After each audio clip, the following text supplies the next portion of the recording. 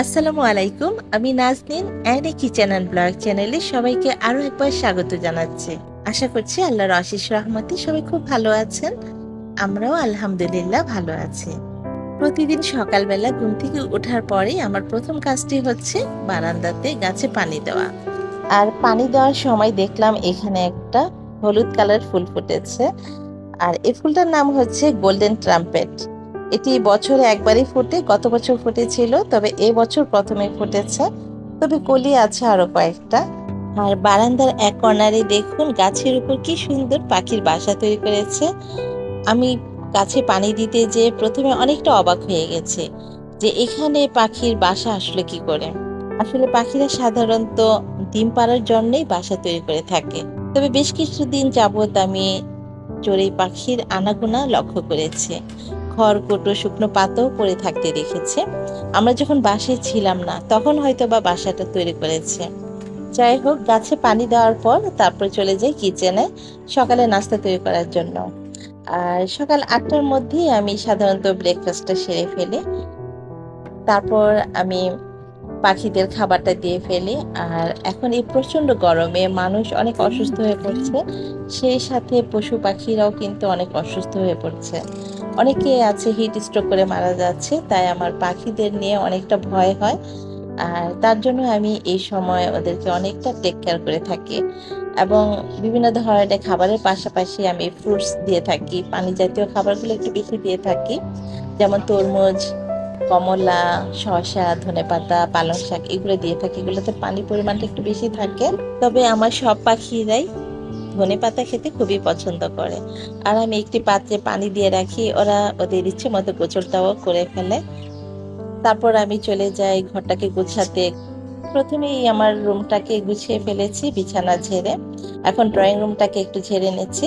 আর প্রতিদিন এভাবে ঝেড়ে মুছিয়ে নিলে একটু দেখবেন যে বাসাটা একদম পরিষ্কার পরিচ্ছন্ন থাকবে।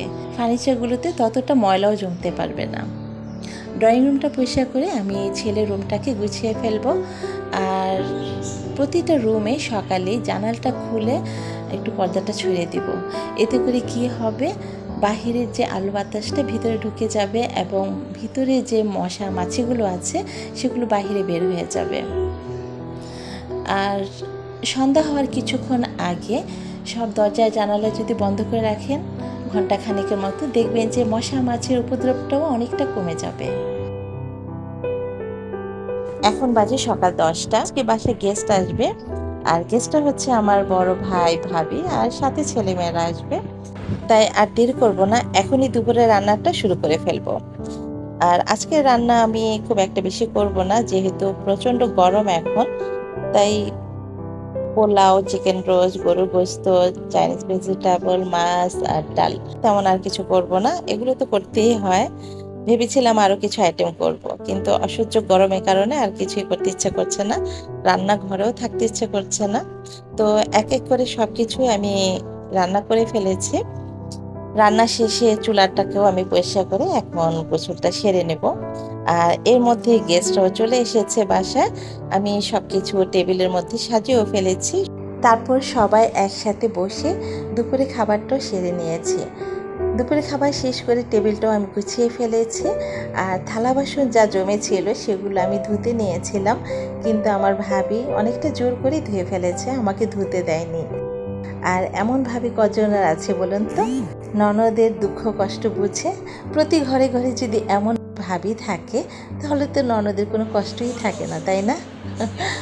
দুপুরে খাওয়া দাওয়ার পর আমরা সবাই একটু রেস্ট নিয়েছি শুয়ে বসে এবং গল্পগুজব করে। আর বাচ্চারা এখানে সবাই মিলে দেখুন খেলাধুলা করছে, খুব মজা করছে। কখনো উনো খেলছে, তারপর পাখি নিয়ে খেলছে। আর ছেলে দুজন তো নিচে যে বলও খেলে আসছে এক ফাঁকে বিকেলে। তারপর আমরা একসাথে বসে সন্ধ্যাবেলা নাস্তাও সেরে নিয়েছি। হালকা একটা নাস্তা করেছিলাম, চা নাস্তা। তেমন কিছু করিনি, ভেবেছিলাম বাচ্চাদের জন্য পাস্তা রান্না করব, সেটাও করা হয়নি গরমের কারণে। আমি শুধুমাত্র দুধ সেমাইটাই রান্না করেছি। আর ভাইয়ারা যা এনেছিল জাস্ট সেটাই খেতে দিয়েছি, আর তেমন কিছু দেইনি। আর চাটা সাধারণত আমরা কেউ খাই না, দুধ চা। তো ভাবি খুব পছন্দ করে দুধ চা। একটু মাথা ধরেছে, তাই বলছিল যে দুধ চা খাবে, তাই ভাইয়া ভাবির জন্যই চাটা মূলত করেছে। তো চা নাস্তার পর অফ ক্যামেরাতে আমরা সবাই মিলে রাতের খাবারটাও সেরে নিয়েছি। আর তখন প্রায় রাত 11টা বাজে, ভাইয়া ভাবি চলে যাওয়ার জন্য প্রস্তুতিও নিচ্ছে। তো আমরা বলেছিলাম সবাইকে থাকার জন্য, কিন্তু থাকবে না। যদিও বাচ্চাদের স্কুল বন্ধ আছে, বাচ্চারা থাকতে চেয়েছিল, কিন্তু ভাবি চাকরি করে তাই থাকতে পারবে না, চলে যেতেই হবে বলেছে। আর আমার আজকের ভিডিওটি আপনাদের কেমন লেগেছে কমেন্ট করে জানাবেন। আর যদি একটু হলেও ভালো লেগে থাকে প্লিজ ভিডিওটি দেখার পর একটি লাইক দিবেন। আপনাদের একটি লাইক বা কমেন্ট আমাকে অনেক দূর পর্যন্ত এগিয়ে নিয়ে যেতে উৎসাহিত করে। আর এই তীব্র অসহ্য গরমে সবাই অসুস্থ হয়ে পড়ছেন, তাই আমি সবাইকে বলবো পর্যাপ্ত পরিমাণে পানি পান করবেন, নিয়মিত গোসল করবেন এবং পরিষ্কার পরিচ্ছন্ন থাকবেন, এবং বাহিরে তীব্র রোদ থেকে নিজেকে বাঁচানোর জন্য ছাতা ব্যবহার করবেন। আজকের মতো এখানে বিদায় নিচ্ছি। সবাই ভালো থাকবেন, সুস্থ থাকবেন এবং আমার পরিবারের জন্য দোয়া করবেন।